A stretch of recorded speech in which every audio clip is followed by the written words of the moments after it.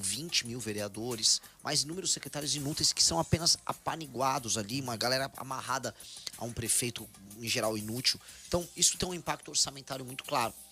O Centrão vai chiar de um lado? Vai chiar, é da vida chiar. Só que a gente estabelece os critérios, deixa os critérios objetivos, as cidades são fundidas. Não é que vai deixar de existir a escola naquele município, não vai deixar de existir nada. A estrutura administrativa continua existindo. O que você vai acontecer, você vai ter vai haver apenas um prefeito para aqueles 4, 5 municípios que se fundem e uma Câmara de Vereadores apenas. Então aquela classe política ela vai ter que se adaptar. Né, os deputados federais que votam nisso, eles vão continuar tendo seus eleitores naquela região. O eleitor não vai deixar de existir, as necessidades de resolver os problemas não vão deixar de existir. O que vai deixar de existir é você ter que, para fazer qualquer coisa, tem que falar com 5, 6 prefeitos diferentes que não tem nenhum dinheiro debaixo do colchão, vamos dizer, arrecadatório dele, porque o município dele, na maior parte das vezes, ele é apenas uma ficção jurídica. E até uma dinâmica viciada, né, essa do Centrão, em que muitas vezes esses prefeitos têm um parceiro, um deputado federal que é parceiro, que manda emenda, faz algum tipo de obra ali no município, não resolve esses problemas e acaba sendo um empecilho para o avanço e desenvolvimento daquela região, né? Exato, e eles não ligam nem um pouco para a melhora da região. O ponto é, quando você vai rodando as regiões mais pobres do Brasil, você percebe que não há uma relação entre classe política e melhora da vida das pessoas. Não há nenhuma obrigação deles nisso, muito pelo contrário, todos os instrumentos que eles têm são instrumentos de autopromoção. Então, por exemplo, o caso do Maranhão é o mais óbvio de todos os que eu visitei no Brasil, porque claramente é o lugar que tem a pior classe política do Brasil de longe. Me falam muito do Amapá, eu vou lá para ver, mas... ali era o seguinte, você pegava um deputado, ele comemorava, ele fazia uma placa gigantesca que ele asfaltava com bloquete, eles chamam de bloquete, que é um paralelepípedozinho, o chão ali de uma rua que estava de terra, muito mal pavimentado, o negócio quebra em 1 ano, já fica todo esburacado, mas ele faz uma propaganda que ele pegou uma emenda e fez aquele pedaço de rua. E aí as ruas da cidade são inteiras tomadas de placas, cada rua com um deputado lançando aquilo. Aquilo é uma vergonha, aquilo é nojento, é uma obra mal feita, tosca, em muitos casos superfaturada. E aí o que mais tem são as placas anunciando. É uma poluição visual de placa de deputado. Obviamente que isso aí é uma degeneração. Isso não é administração política. Então, obviamente que essas pessoas se beneficiam daquele estado de coisas. Tá faltando governo federal, tá faltando governo estadual e tá faltando governo municipal. Não tem governança, tem político. Você tem político, mas você não tem governo. E isso precisa acabar. Renan, até falando nessa parte orçamentária, a gente tem uma dificuldade muito grande hoje, que é a questão das emendas parlamentares, emendas PIX, que até você citou exemplo de shows. Enfim, como que a gente consegue acabar com isso? Porque isso, como você falou, muitas vezes é utilizado como uma forma de angariar votos, né, para o prefeito se reeleger, e a tendência a gente tem visto que tem piorado. Essa já é uma política, já existe há praticamente uma década e isso tem piorado cada vez mais. Olha só, isso virou a regra. Naturalmente, nenhum país sério tem emenda parlamentar.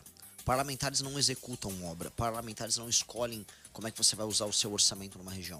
Isso surge no Brasil, isso aqui é um pouquinho de história básica, porque o político no Brasil, no legislativo, né, dentro de uma lógica coronelista, ele tem que mostrar que ele cuida da região dele. Veja, em qualquer ambiente em que há um parlamento, a função do parlamentar é defender o interesse da região dele e votar de acordo com seus princípios a favor ou contra um determinado governo, fiscalizando aquele governo. Essa é a função essencial do parlamentar. Porém, no Brasil, em que as coisas são muito coronelistas, é uma lógica meio feudal, a função desse cara é representar e cuidar da região dele. Então ele tem que inaugurar obras da região dele. Então ele manda o orçamento para a região dele e ele executa. Isso não tem nenhum sentido. Só que isso faz parte da realidade nossa. Então, o que nós temos que fazer? Eu não tenho condição de, no meu primeiro mandato, romper com isso. Agora, eu posso usar isso a nosso favor. O que eu quero fazer? Eu quero criar na nossa reforma fiscal, que foi protocolada pelo deputado Kim Kataguiri, um gatilho. E o gatilho é assim, toda vez que na hora de votar um orçamento os deputados reduzem os gastos obrigatórios, que são um grande problema fiscal brasileiro, quando eles reduzem, eles aumentam o meu espaço de gasto discricionário. O que é gasto discricionário? É gasto que eu posso gastar com investimento, com obra, com novos projetos. Pois bem, ele aumentou meu espaço para gasto de investimento. Aí, deste espaço que ele aumenta, ele pode ter um pouco mais de emenda. Paralelamente, eu regulamento a emenda. Então, a emenda só pode ir para o município que estiver cumprindo as metas da Lei de Responsabilidade Gerencial. o município não pode, se ele não estiver melhorando esses índices, ele não recebe emenda, ele não pode fazer festas, eventos, nada. As emendas, elas têm que ser condicionadas a políticas públicas que o governo federal sabe que funcionam. Porque no fim do dia, a gente precisa que o eleitor entenda, ou quem está nos assistindo, o ouvinte, o político não liga muito se a obra é efetiva ou não. Ele só quer ter o lucro político, ele quer ter a placa com o nome da obra. Se é um posto de saúde, se é um viaduto, ele não liga. Ele liga até, assim, se vai roubar com a obra. Muitos deputados e prefeitos querem roubar a emenda. Isso é regra, isso acontece muito. Mas, do ponto de vista para que serve aquela obra, eles não dão bola. Essas pessoas são parasitas. Então, já que elas existem, a gente tem que coexistir assim, ó. Vocês vão fazer essa obra aqui, pode botar a placa e divulga essa desgraça, tá? Mas o governo federal vai determinar, vai fiscalizar, e os critérios para que você faça essa obra são critérios que são determinados pela lei de responsabilidade gerencial. Aí, a emenda até existe, o idiota faz a propaganda imbecil dele lá, mas ele não atrapalha o funcionamento do Estado. É isso, porque no fim do dia a gente está lidando com um monte de parasita e ladrão. Haveria um caminho, né? Assim, então, acaba-se com a democracia e não lidemos com esses idiotas. Só que eu sou um democrata, a gente vive num regime democrático, então a gente tem que adaptar ele para entender que o povo vota nesse bando de vagabundo. E me irrita isso, porque assim, eu tô falando aqui uma coisa para vocês que num modelo ideal não deveria ser assim. Um parlamentar nos Estados Unidos não faz isso, um parlamentar na Argentina não faz isso, mas aqui os nossos parlamentares são mongoloides, são uns imbecis. Tá? E aí eu sou obrigado a ter que adaptar uma coisa, fazer um puxadinho para servir ao Brasil, mas ao mesmo tempo servir ao interesse desse retardado de ter que inaugurar uma obra. Desculpa falar assim, é que essas coisas me irritam, cara. Sabe, você tem que se sentir um idiota tratando com criança. Essa é a política brasileira. Perfeito. Um dos motes da campanha, da pré-campanha, né, é o Prendeu Matou, que é uma frase impactante, mas que tem por trás um projeto de enfrentamento ao crime organizado, né? E aqui na nossa região, ela, diferente do resto do estado de São Paulo, ela tem uma semelhança muito parecida com o do Rio de Janeiro, nessa configuração do crime organizado, né? Eles dominam os morros, dominam as favelas, e tem um domínio territorial, digamos assim. Como é que é? Explica melhor o Prendeu Matou e como que isso vai se configurar na prática. Prendeu Matou surgiu durante uma cobertura que eu estava fazendo numa live minha, uma análise renais, do assassinato de um ciclista. Eu lembro do Parque caso. do Povo em São Paulo. O cara entregou o celular pro bandido, o bandido foi lá e matou ele. E aí, cara, eu falei, pô, o que eu vou fazer? Esse cara prender ou matou? Prender ou matar o cara? Esse tem que ser o destino de um vagabundo. Eu acho assim, cara, bandido que mata alguém na rua, ele tem que morrer. Eu não acho que ele deveria sobreviver. Eu sou a favor da pena de morte para homicida, eu sou a favor de pena de morte para cara que comete latrocínio, para estuprador. Eu não acho que essas pessoas merecem viver. Acho que uma pessoa que roubou teu celular e matou você, esse cara tem que morrer. Não, eu não quero ressocializar esse cara. Tem essas discussões, não, mas a reabilitação, eu não quero reabilitar, eu quero que ele morra. Um cara que matou alguém por causa disso aqui, um aparelho de metal e plástico, esse cara é um animal, esse cara não tem condição de viver. Eu quero ele morto. Mas assim, aí vem as discussões religiosas, né? Ai, não, mas... Enfim, não, deixa elas de lado aqui.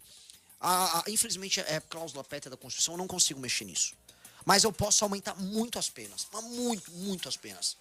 E eu posso outorgar que a ideia do prendeu matou. E aí, paralelamente, vem o direito penal do inimigo. Sim. Que é pegar as pessoas que fazem parte das facções. Aí essas pessoas que fazem parte das facções, nós destruirmos elas através de uma legislação. É uma teoria, uma corrente do direito penal criada por um jurista alemão chamado Günther Jacobs, que motivou a formação de uma legislação especial para figuras e grupos que não aceitam a autoridade do Estado democrático de direito naquele país e que agem cometendo terror e permanentemente violando os direitos humanos de outras pessoas. E aí essas pessoas têm que ter um direito diferente para elas. Que é o que nós vamos fazer com as facções. Eles não vão ter, por exemplo, progressão penal, eles não têm presunção de inocência. Se tem um cara no morro aqui em Santos, que é do PCC e tá com uma arma, esse cara não tem presunção de inocência. Se ele ele é do PCC, as investigações demonstraram que ele pertence à facção. Ele tá ocupando o morro e ele pertence à facção. Se o policial viu, não é que ele tem presunção, ele vai pra cadeia direto. Não tem audiência de custódia, não tem nada. Ele vai pra cadeia direto. As penas serão mais altas e não tem fiança e o processo será mais acelerado.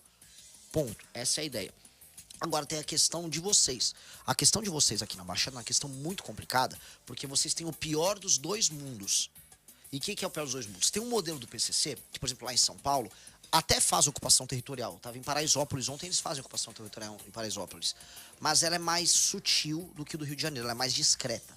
Porque eles lavam muito dinheiro com o PCC em São Paulo, é dinheiro com gasolina, é dinheiro com mercado financeiro, mercado imobiliário, com show de funkeiros, etc.